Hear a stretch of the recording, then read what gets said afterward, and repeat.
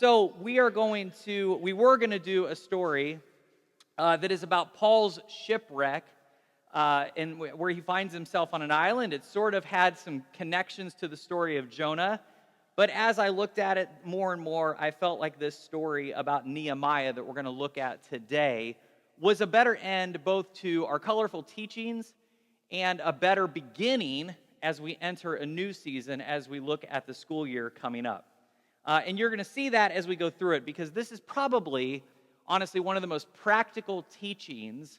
And I try every week to have a practical teaching. I think the love of Jesus is incredibly practical. I think his grace and his mercy and his compassion is incredibly practical. But you'll notice in this teaching that things are going to look a little bit different as we talk through it. You're going to want to make sure that you do have one of the coloring sheets. If you haven't had a chance yet, warm up your coffee, maybe grab some crayons. You'll have another chance to do that in a little bit, I promise. But you will want something to write with. Your phone is fine too, maybe a notes app or something like that, as we get to that point in just a little bit. But the reason this teaching really grabbed onto me, I think, for this week, and why I wanted to talk about this particular story, is that for many of our students who are with us today, and hasn't it been awesome having our kids with us all summer? I have loved, let's do that. I have loved having our kids that are coloring over here on the tables. I have a feeling that some of this stuff, you sort of create culture and it just continues. And I have this feeling we're going to sort of see our kids gravitate towards there and continue to have this little space that they're hanging out in. I don't know about you, but I love it. And when we get a permanent space someday, it's not an if, it's a when we do. We're going to have a little space like this, little high-top tables or little tables, something people can sit at, because I just think it adds such a cool feel to it. So anyways, a lot of our students, a lot of them that are over there today, a brand new school year is right around the corner for them. Now, last week, we got a little depressed about that. We got a little down, and everybody was kind of booing because it's the end of summer, and I get it. For some of us, we're booing the awful reality, which is that we no longer have the summer that lasts from Memorial Day till Labor Day. And we can be sad about that. We can vote for different people. Maybe they'll change the way that we do things. Or maybe we should keep summer the way it is so that kids can remember things better as they go into the next school year. Whatever we do, we know that this is sort of the way things are.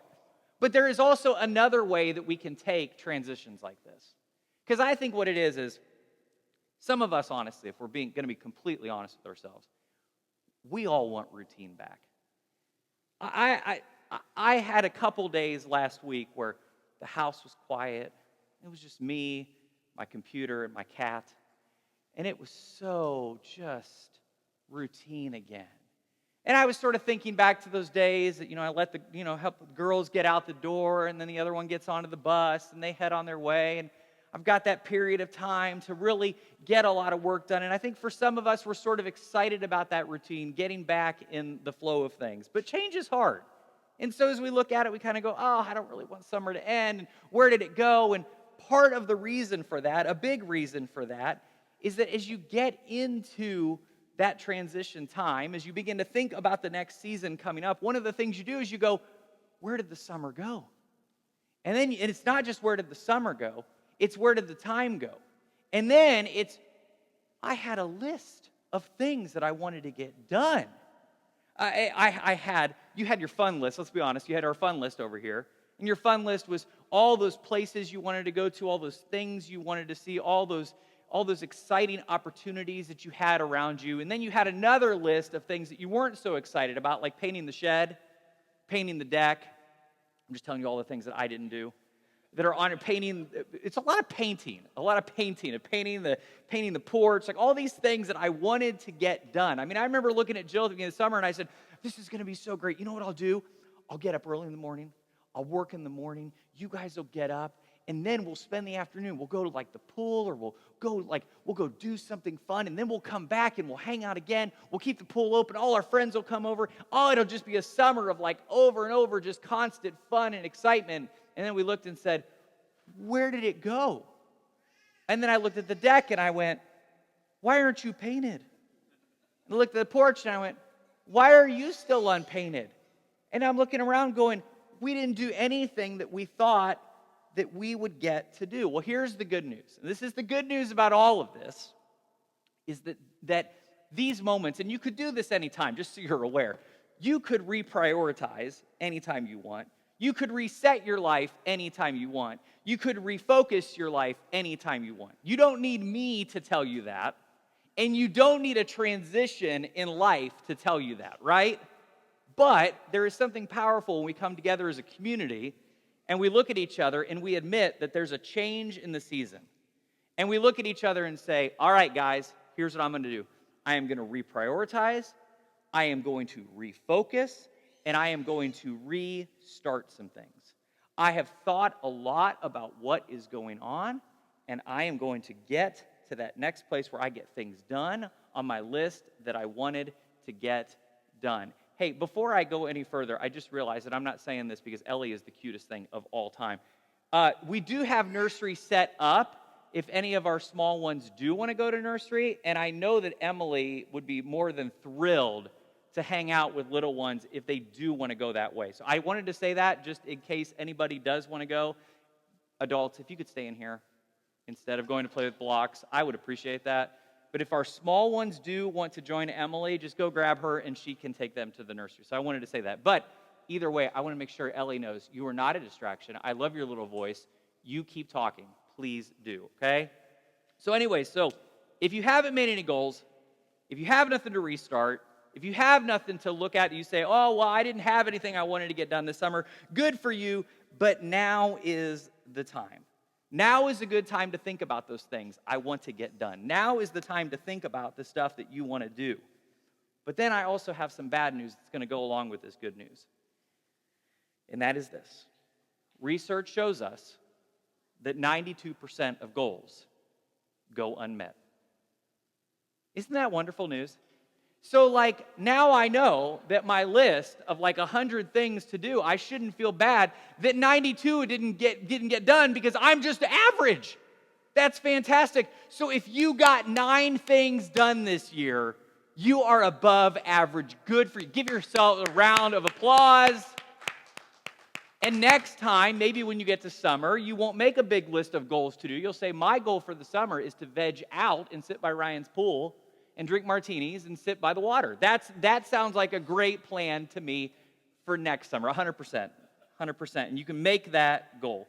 But here's the deal. If we're going to beat the odds, if we're going to say, I really have some things I need to get done, and I really have some things I need to focus on, and maybe those things are bigger than painting a porch. Maybe those things are way bigger than getting a deck finished.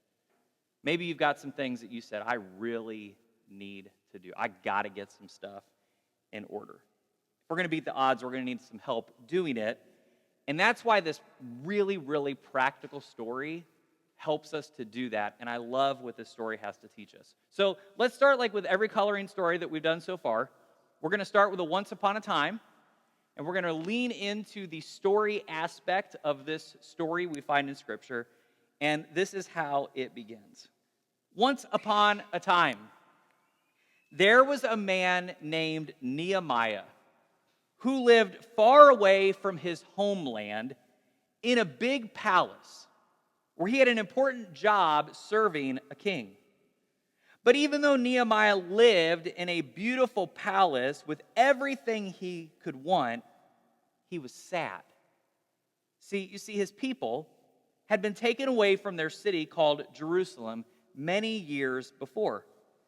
Their beautiful city walls had been knocked down, and the gates had been burned with fire. So one day, Nehemiah's brother came to visit him with some friends. How are our people doing back in Jerusalem? Nehemiah asked. Oh, Nehemiah, his brother said sadly, the people are in trouble. The walls around the city are still broken into pieces, and the gates are still burned. Everyone feels scared, and everyone feels unprotected. When Nehemiah heard this terrible news, he sat down and he cried. He felt so sorry for his people. For many days, he didn't eat much, and he prayed to God with all of his heart. God, he prayed, please help my people. Please help me to find a way to make things better for them. One day when Nehemiah was serving the king his drink, the king noticed something different. "Nehemiah," the king said, "why do you look so sad today? Are you sick?" Nehemiah's hands started to shake a little bit. He was super nervous.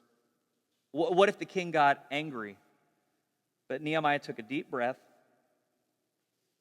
and he told the king the truth.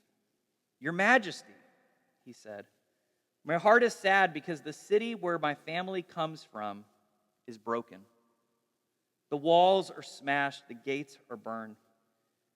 My people need help to rebuild their home." The king looked at Nehemiah and asked, "Well, what would you like me to do?" Nehemiah's heart jumped with hope. "If it pleases you, Your Majesty, could you send me to Jerusalem to help rebuild the walls?" The king smiled and said, "Yes, Nehemiah, I will help you because you have been so faithful to me." So the king gave Nehemiah special letters and even sent soldiers to protect him on his journey to Jerusalem. When Nehemiah finally arrived in Jerusalem, he was excited but was also worried. The job seemed so big. How could they rebuild everything?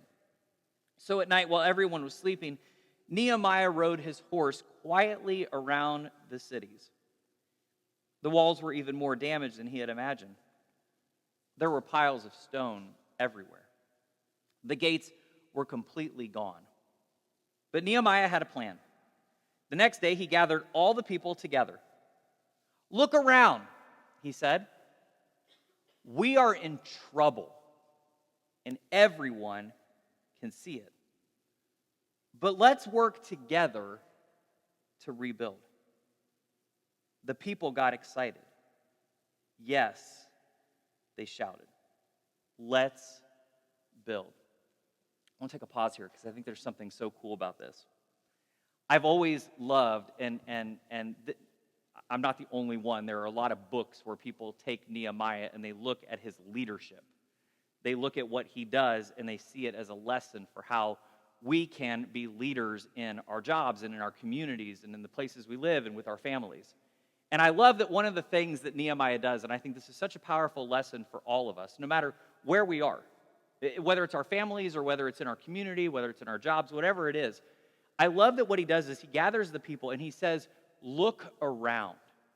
So many times when there's a problem around us, the first thing we do is we duck our heads in the sand and we try to pretend that it's not there. We don't want anybody to know about it. We just try to keep it hidden away and think, well, that big problem will just sort of go away on its own if I don't pretend, if I just pretend that it's not there, right? That's one option. And the other option that you see with leadership and a lot of failed leadership is to then look at a problem and just turn it into a lot of blame. And it turns into blaming other people. It turns into blaming somebody else. He doesn't even, do you notice he doesn't even blame the people who tore down the walls? Look what these people have done to us. Oh, woe is me. Like, he doesn't even do that. He doesn't make anybody else the enemy. He simply says, look at the circumstances that we find ourselves in. Let's link our arms together. Let's join together, and let's make a difference together. I love the positivity of his leadership. We need that so much more in our world today. It's not negativity, but positive leadership that says we can make a change and we can make a difference if we would just link arms and do it. And I love it. He doesn't ignore the problem. He points it out. But he does it in such a way that all of the people look around and go, yes, let's do that. Everybody gets excited and says, let's build. So that's exactly what they did. And I want you to hear this because I love how this is written, because this shows what happens when you have that sort of leadership of calling people to doing something together. Families worked side by side. Just imagine it for a minute.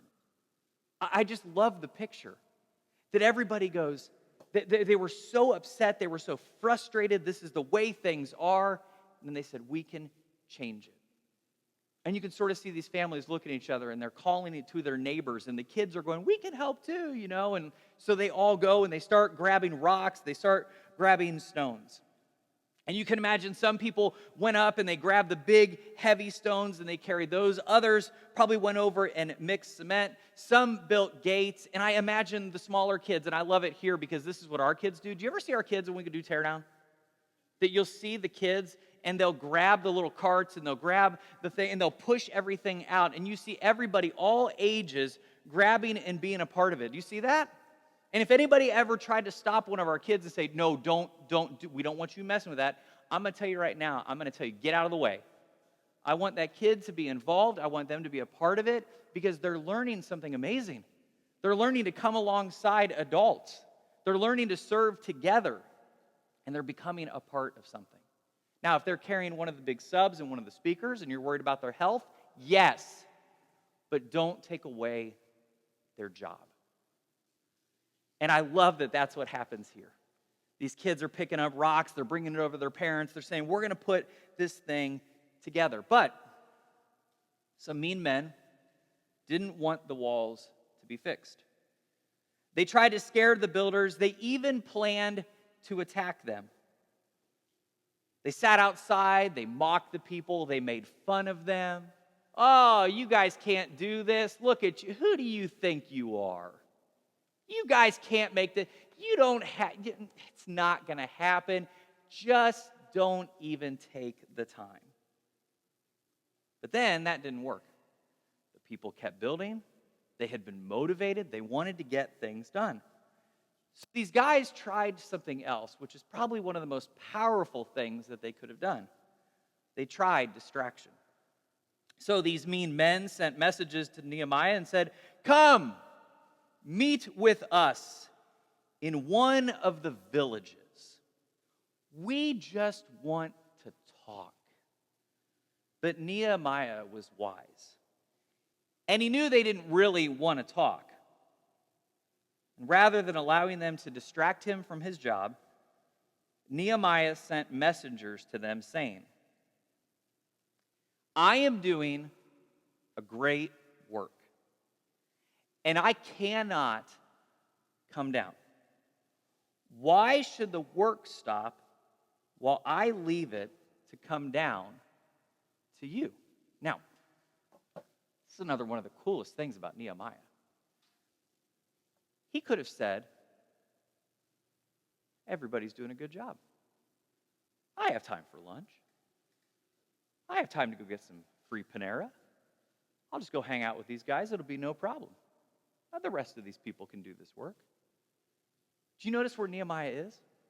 He says, I cannot come down. He's right along with them. He is standing beside the people who are doing the work. Nehemiah didn't have a special plane. He didn't have golf clubs. He didn't have a meal. He just had work to do. And he came alongside the people. And I just think this is such another great picture of leadership, is standing up beside other people and saying, let's do this. Now, that idea, that concept, that fits in every kind of leadership that you find yourselves in.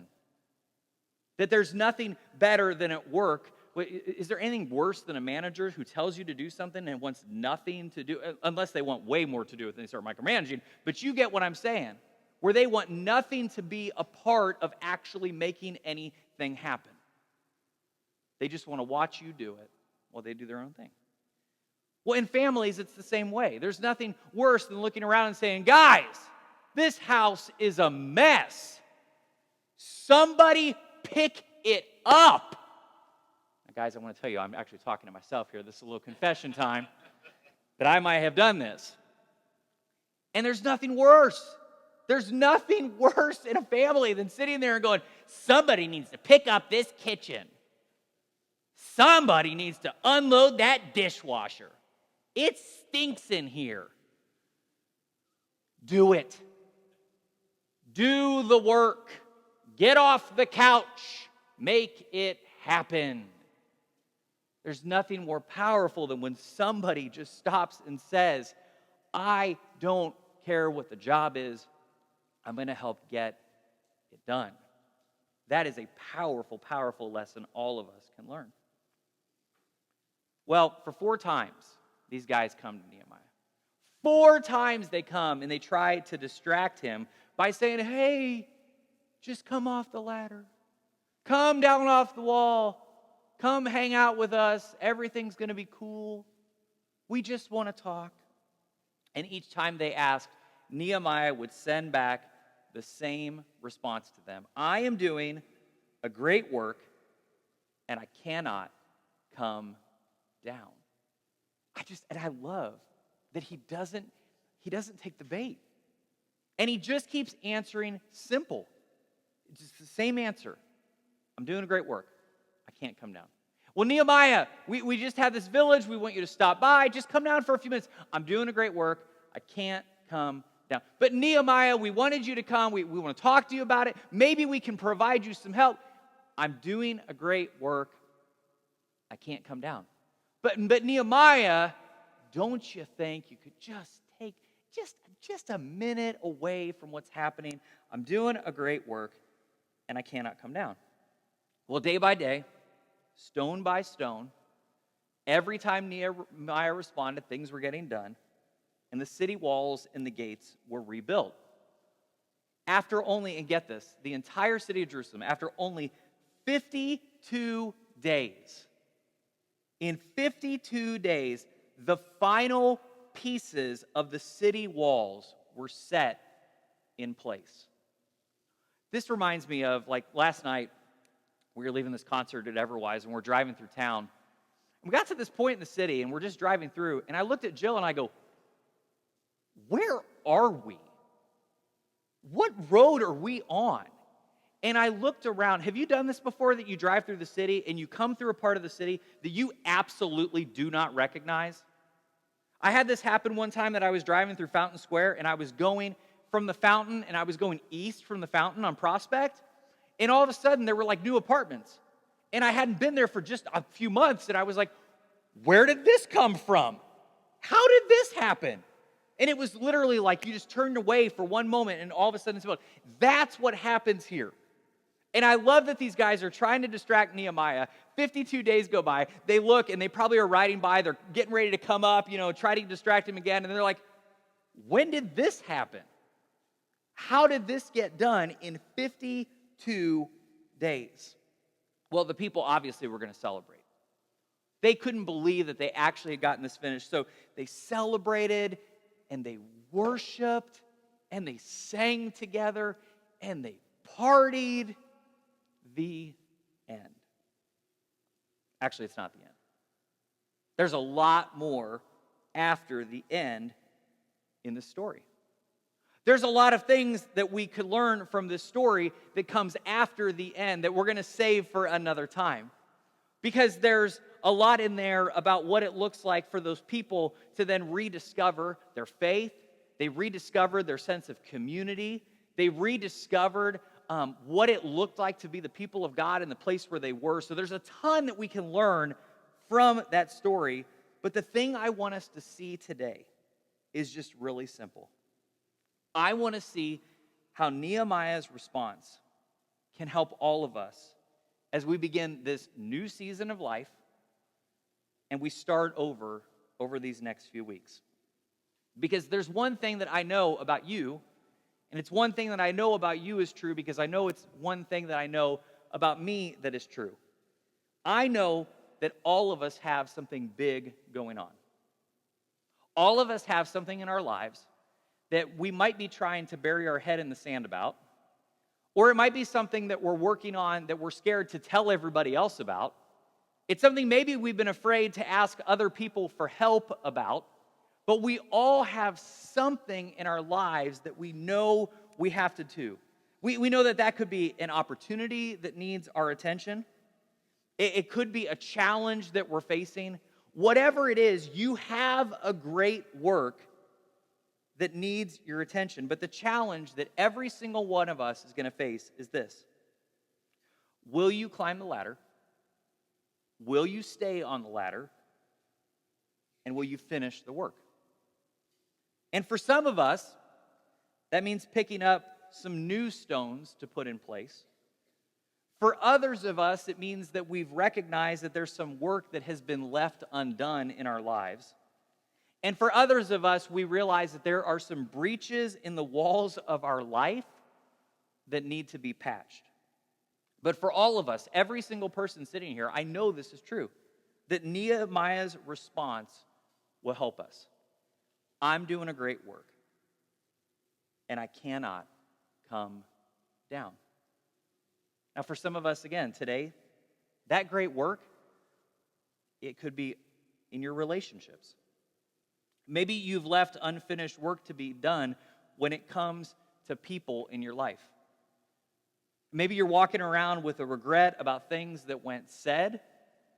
Maybe you've got some regrets about things that went unsaid. But either way, you know that it's time to repair the damage. And so you say, what can I do? How do I do this? For others today, you've let your finances look like a broken wall. And there is stuff going in and there is stuff going out, and you feel like you can't get control over that at all. Now, when I mention finances, I know that people automatically go, oh boy, here he goes. Confession time. I know there's some broken walls that I got to patch. Because I know there's some places I got stuff going in and out, and I'm going, I don't know where any of this is going. So I am with you.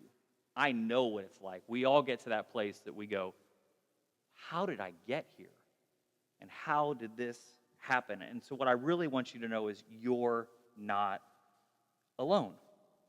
The reality is that it's true for me, it's true for you, it's true for our church, is that we've all got a responsibility to be good stewards of what we've been entrusted to manage in our lives.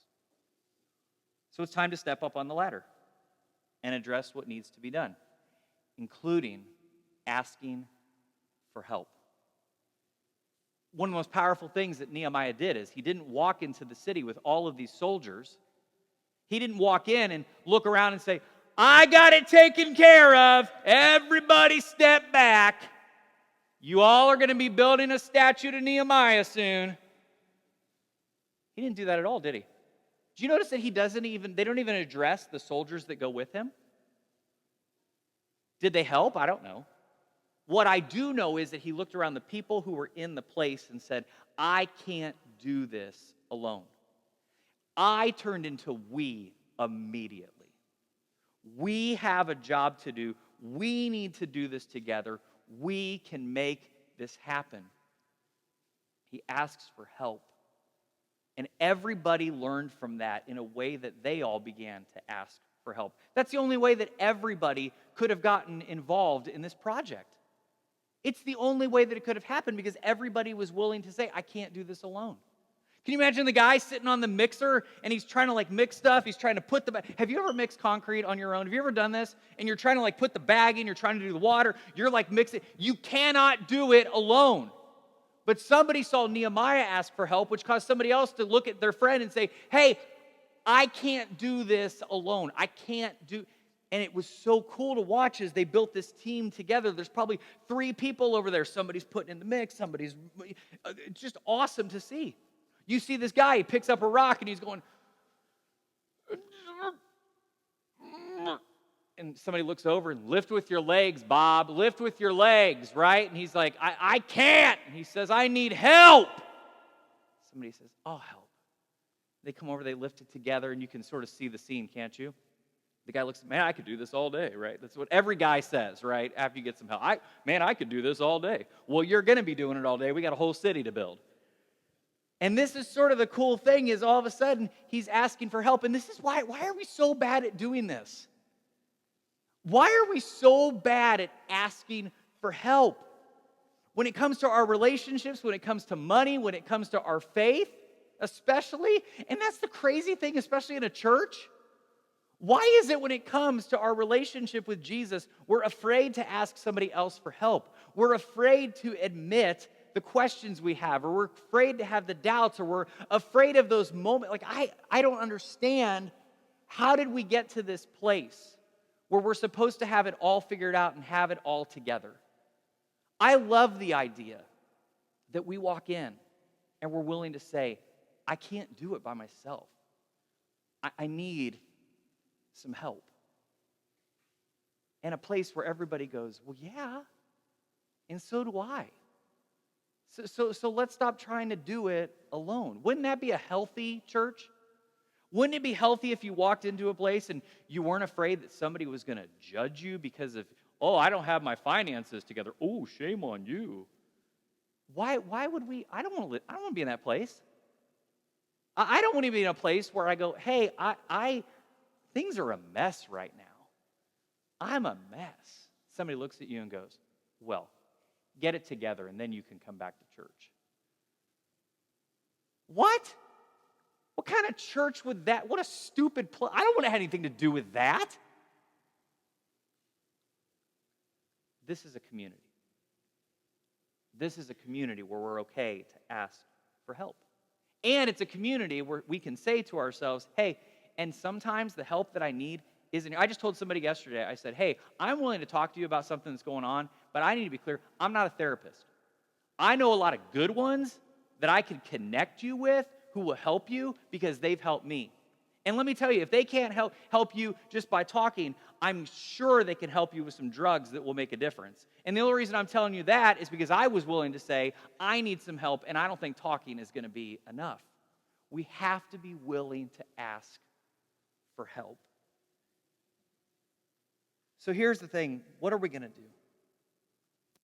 What are we going to, how do we begin to address these things? Again, maybe it looks like, hey, I need to invest time in conversations with others. Maybe it is that I need to explore some spiritual practices like prayer or contemplation. Maybe it's that I know there's an injustice in the community that needs to be met, and I need some help fixing that breached wall. Those are, again, just some of the areas of life that could represent the great work that is before us. And if we spent some time today, if we spent some moments together, we could all think of habits to break. Maybe we could think of goals we need to accomplish. Maybe we could think of projects to complete, relationships to address. Wouldn't it be awesome if we had like a whiteboard and we could like write down all of these things, and we could talk about all the things that we know we need to get done. We could talk about the things that went undone this summer, and we could think about all the things that we could. Wouldn't that be awesome? Okay, then let's do it. Let's do just that. Let's take a couple minutes today. Let's go warm up our coffee. Let's go get some crayons. Let's come back. Do you know what's really cool about this? Check out your coloring sheet. Flip it over on the back. There is a magical thing on the back of your coloring sheet. You know what it is?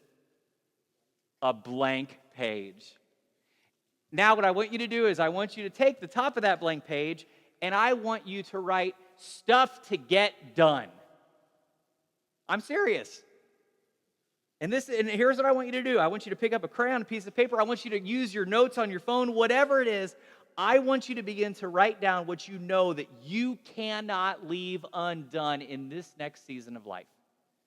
That when we get to January 1st, you don't say, I had such a good plan. I had that relationship I wanted to work on. I had this money situation I wanted to take care of. I had this thing about my faith that I wanted to address, but I just ignored it because Ryan had this awesome sermon about doing it, but I didn't actually do anything with it. I can't let us do that. You also can't do this alone, so here's what I want you to do. I want you to grab a partner who can help you brainstorm and keep you accountable. You can pull chairs together as a family to work on this. You are also more than welcome to be alone, and if somebody looks at you, just look at them and go, I'm fine on my own. And you say, that's fine. You can be on your own, okay? So we're not forcing anybody, but there's something powerful that happens in some accountability. So if anybody needs a partner, you can find a partner. All right? So take some table time, and then we're going to close it up. I don't know what your list looks like. I just want you to know that mine says paint. It just has paint, all different kinds of stuff. So Jill mostly helped me make this by painting the deck, the porch, paint the shed, paint the shutters, paint the Does anybody want to come over and help me paint? You're more than welcome to. Now, as we close up, I have one more assignment for you. And I'm serious about this. I really, really want you to take that list. And I really want you to think about this because I know that it's more than things like painting. I know that all of us have way more going on than some surface things around the house. There are some relationships we really need to work on. Because the outside of the house doesn't matter nearly as much as what's going on inside the house. And that has everything to do with the relationships we have. It has to do with our faith. That the outside is not nearly as important as what's going on inside our lives. So I know that there is some heavy stuff. I know there are some big things going on. So if you didn't write those things down, you know what they are, and really, really begin to think about what to do with them. But the other assignment I want to have for you is this. Sometimes the distraction that we have in our lives isn't always super clear. Life isn't always about choosing between good and evil. Sometimes it's about choosing between good and better and best. And sometimes good things are going to come along, and you're going to look and you're going to say, well, no, I've got a big thing going on. I can't be distracted by that. And I want you to see in the story that this is probably what's going on. That Nehemiah probably thought it'd probably be a good idea to take a meeting with those guys. Again, maybe Nehemiah could have convinced them to provide more materials. Maybe they could have provided some labor. The people around Nehemiah were probably like, Nehemiah, go do that. That's a good thing. That will help us, won't it? And he says, that might be a good thing, but I've got a best thing to work on. So no, I can't do it. It looked like a fine thing on the surface, but he couldn't take the chance of coming down. As everyone was suggesting the good work that could be done, he focused on the great work that he needed to do. I'm doing a great work, and I cannot come down. And all kinds of things. I know this because I know this is true about me. All kinds of things will tell you, step off the ladder. It's not worth it. Things like fear. Has anybody stepped off a ladder because of fear? Because of uncertainty? Have you been afraid and you stepped off the ladder because you were uncertain about it? Sometimes we step off the ladder. We're going to get the help. We're going to get the thing done. And that's when the shame jumps in.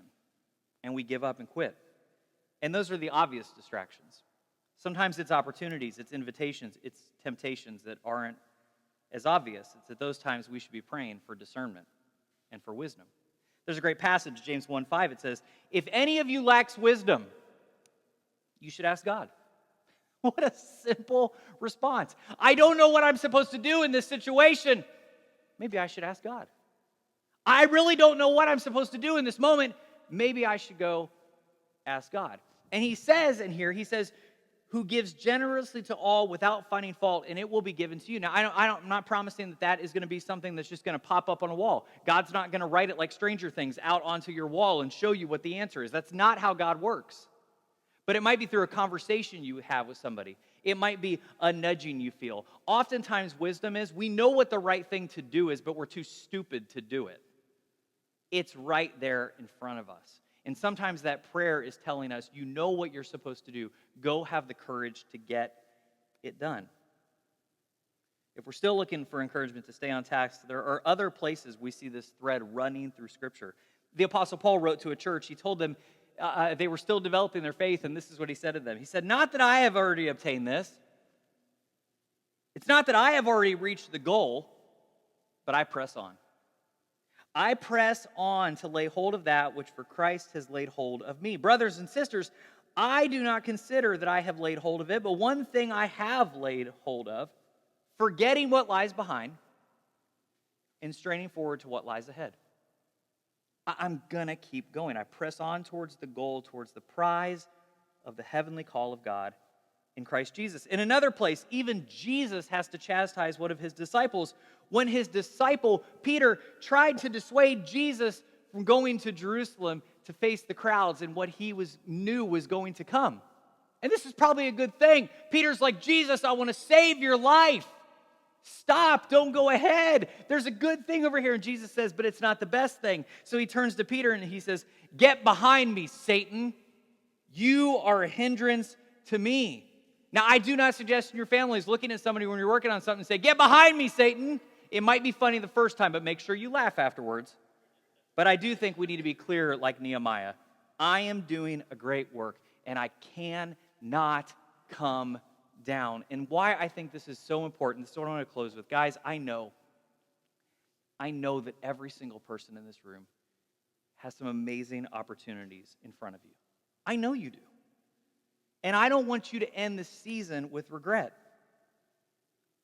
I don't want to end this next season of life with regret. I don't want to look back with my kids and say, where did the time go? Why didn't I invest in them? Why didn't I invest in this part of my life? Why didn't I take care of this thing? I don't want us to be people of regret. I also know that we have some amazing opportunities in front of our church this next season. I want us to imagine where we could be in 6 months from now if we all began to pull in the same direction. Can you even begin to fathom and imagine? But we can't do that, and this is my key word for this morning, without holy stubbornness. I want all of us to have some holy stubbornness, where we regularly ask ourselves, what is the great work that God has called me to do? Mary, I want you to start asking the board, what is the great work that God has called us to do? And I don't want us to lose focus from the great work that He has called you to do, the great work He's called me to do, the great work that He has called us to do. So what distractions are going to pull us away from that work? And I believe if we maintain a holy focus, that there isn't anything that God can't do through us. So whether it is that you need to say, get behind me, Satan, in those moments where you feel like you're jumping off the wall, or whether it's as simple as saying, I'm just doing a good work, I can't come down. Or whether it's just ignoring all the distractions and saying, I want none of that, I've got something good going on, I want to take care of this. Let's do that. Guys, I think if we do, and if we really pray that God would show us those places in our lives, and in our community, and in our church where we need to have some holy stubbornness, we'll not only change ourselves in this place, we will change this community, this city, and this world. I know it. Let's pray. God, we are so thankful for this story that reminds us of just this incredible call that we have before us to really lean in to doing great work. God, there is so much hurt in this world. There is so much injustice. There are so many things that are broken around us. It's not hard for us to look and to see the things that we can be involved in and making a difference in. As we do that, help us to also look in the mirror and see those places in our own lives that we need to do some work, and some places that we need to breach some walls, or we need to fill the breaches in those walls. Help us to have the courage and the strength. Help us to ignore the fear and the uncertainty and the shame, and to stand on those walls and to say, I'm doing a good work, and I'm not going to come down. Amen.